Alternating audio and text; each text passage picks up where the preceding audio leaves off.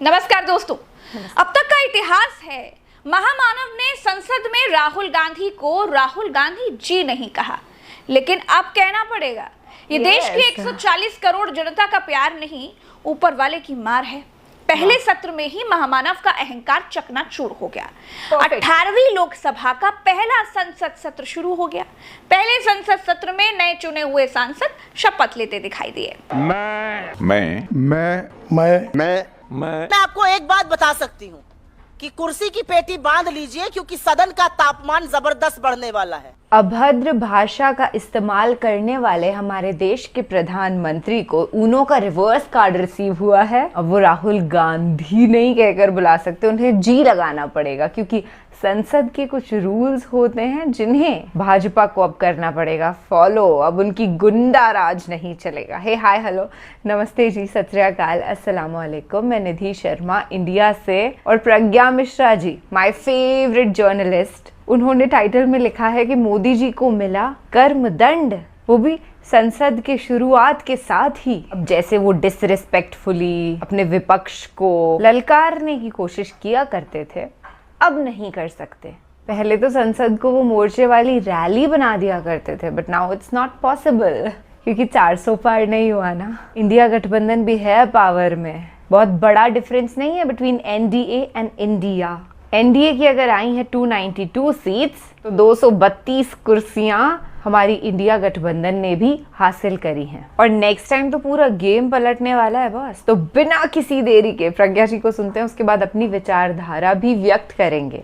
अब सदन उस जबरन, उस तानाशाही से नहीं चला पाएंगे जो पहले चलाते थे।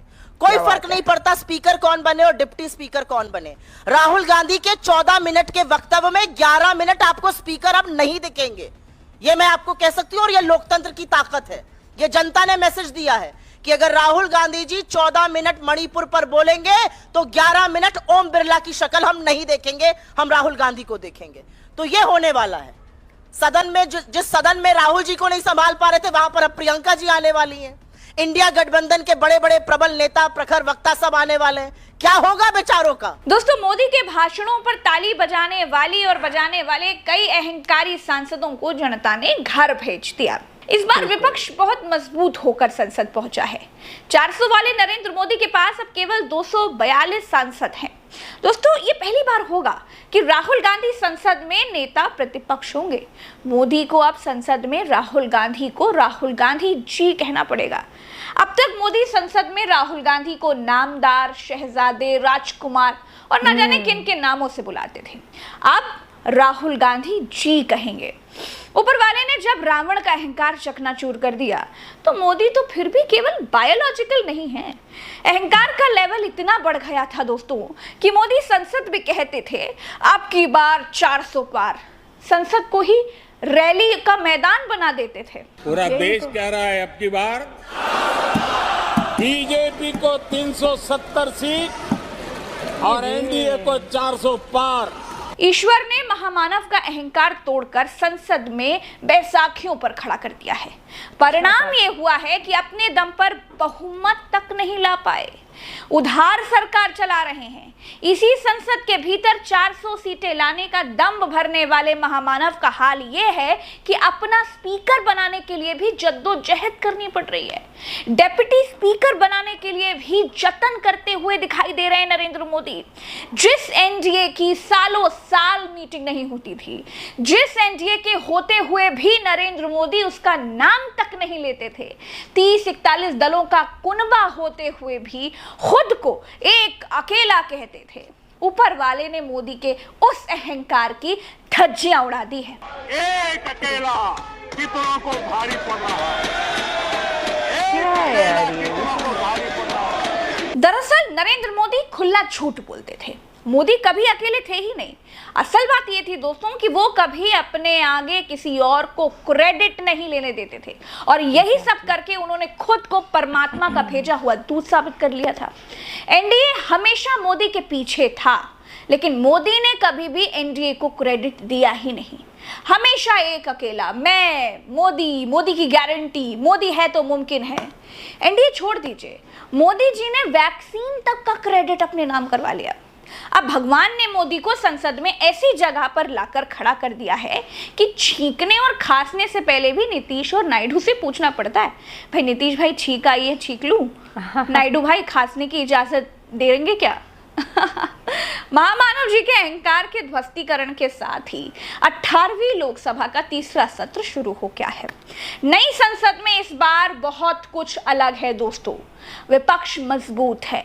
शपथ ग्रहण 2 दिन चलेगा। तीसरे दिन या 26 तारीख को स्पीकर का चुनाव होना है।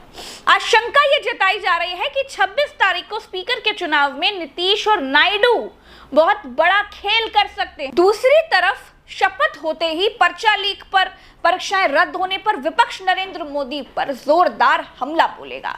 महामानव की इस बार बोनी अच्छी नहीं हुई है। शपथ लेते ही कश्मीर में हमला हो गया। शपथ लेने के बाद ही नीट का पेपर लीक हो गया। उसके तुरंत बाद ही नेट का पेपर रद्द हो गया। योगी सरकार ने गुजराती कंपनी को उत्तर प्रदेश में बैन कर दिया। पेपर लीक कराने वाले एक व्यक्ति की बीजेपी नेताओं के साथ फोटो दिख गई। इस सरकार की लगाम नरेंद्र मोदी के हाथ से अभी से छूटती हुई दिखाई दे रही है दोस्तों। अभी तो सांसदों के शपथ ग्रहण तक नहीं हुए।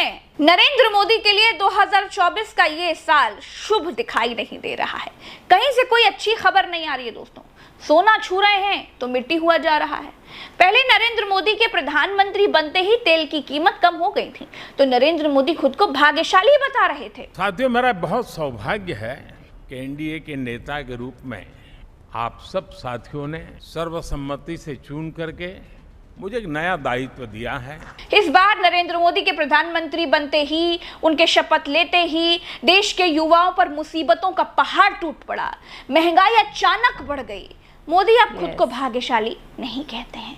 दोस्तों, शेयर बाजार भी इतनी तेजी से नहीं गिरा जितनी तेजी से नरेंद्र मोदी की माला जपने वालों की संख्या गिरती जा रही है। दोस्तों, एक समय था जब ये कहा जाता था कि बीजेपी में चिड़िया चू तक नहीं करती है, लेकिन आज की तारीख में बीजेपी के लोग आपस में ही लड़ रहे हैं।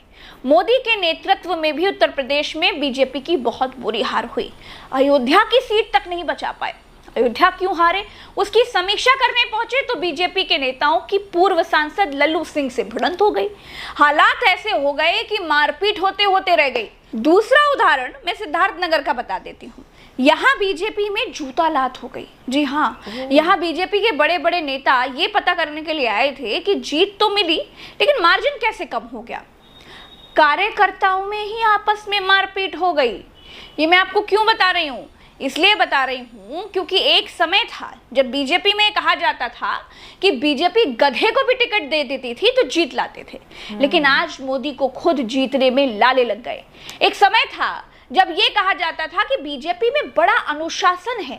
एक हार के बाद ही सिर फुटौल शुरू हो गया है। बीजेपी के लोग एक दूसरे को पीट रहे हैं। महाराष्ट्र में ही बीजेपी के एक बड़े नेता हैं अर्जुन गुप्ता। उन्होंने नरेंद्र मोदी को चिट्ठी लिखकर कह दिया कि आपको जिन लोगों ने वोट नहीं दिया उनको आप फ्री का राशन मत दीजिए, राशन सिर्फ उनको ही दीजिए जिन्होंने आपको वोट दिया है। बीजेपी के भीतर फ्रस्ट्रेशन का लेवल देखिए आप। अभी ये लेवल और बढ़ेगा दोस्तों, क्योंकि महाराष्ट्र में अभी कुछ ही महीने में चुनाव होना है, जहां से ये संकेत आ रहे हैं कि बीजेपी का पूर्ण पैकअप होने वाला है। हरियाणा में बीजेपी को सत्ता से हाथ धोना पड़ सकता है। ये गिरावट अब रोकना बहुत मुश्किल है। ऊपर वाले ने महामानव को तीसरी बार प्रधानमंत्री की शपथ दिलाई ही अहंकार तोड़ने के लिए है।